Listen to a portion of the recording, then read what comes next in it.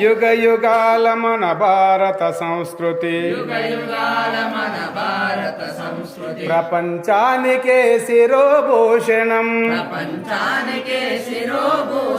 హిందూ ధర్మ జీవన విధానమే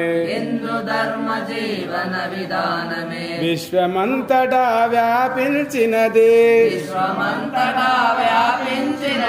కాలచక్రమే తిరగబడి భారతదేశం బానిసైనది పూర్వ వైభవం కావాలంటే ధర్మ జాగరణ చేయాలి జాతిలో జాగృతి నింపాలి జాతి ప్రతిష్టను నిలబెట్టాలి